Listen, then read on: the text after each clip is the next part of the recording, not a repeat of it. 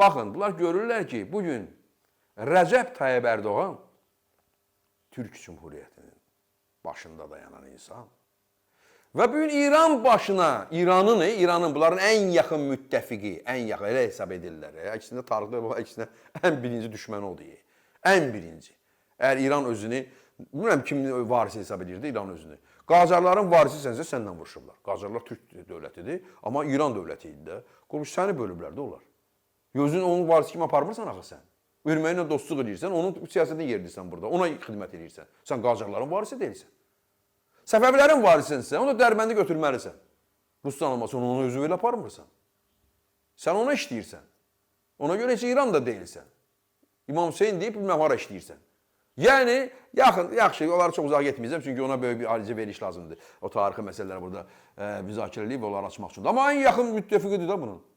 Düzdür? İran, Rusiya ən yaxın müttəfiqidir və burada hesab edir ki, ondan dostluq, qardaşlıq və bunlar bir yerdə iş görəcəklər. Amma elə deyil axı. Elə deyil.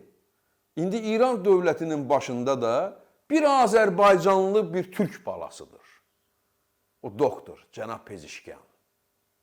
Və indi Pezişkyanın dediyi, şeirlərlə deyir, təbii ki, türkçə danışır, evdə türkçə danışıram, evlatlarıma qadağa eləmişəm farsça danışmağı, gəlib bizim dövlət başçısı ilə gözəl, burada da şeirləri deyir. Amma bunları narahat eləyən odur ki, bu türklüyün qalxınması həm Təbrizdədir, həm Ankaradadır. Bakı, Təbriz, Ankara, Bakı, Təbriz, Ankara, bax, bunları narahat eləyən budur. Biz ki, qalxdıq ayağa, sən bizim önümüzə bax, belə mikrobsan, mikrob. Və indi ən çox onların narahat eləyən odur ki, hətta cənab Ərdoğanla cənab Pezişkyan eyni şeiri deyirlər, eyni bəndi deyirlər. Dünyada o qədər şeir var ki, o qədər pis sözlə şeiriyyatın da vətəni bizik. İstəyirsən Füzuli olsun, istəyirsiniz Nəsimi olsun, istəyirsiniz bizdə Şəfi Vaziyə olsun, kim olur olsun da, yəni biz var ki, var da, ya da Türkiyənin özündə də bilirsiniz də böyüklər, nə qədər böyük şeirlər var. Təbriz şair işi. Amma necə ola bilər ki, iki dövlət başçısı eyni beyti deyirlər, eyni, bax o beyt də onları dəli eləyən, Baqdasaryanları, həmən o Vladimirləri və İvanoviçləri dəli eləyən o beytdir. Baxın bu beytə zəhmət olmasa. Geçmenamət köprüsündən ko aparsın su seni. Yatma tilki gölgesinde. Ko yesin aslan seni. Geç namət körpüsündən, qoy aparsın sel səni.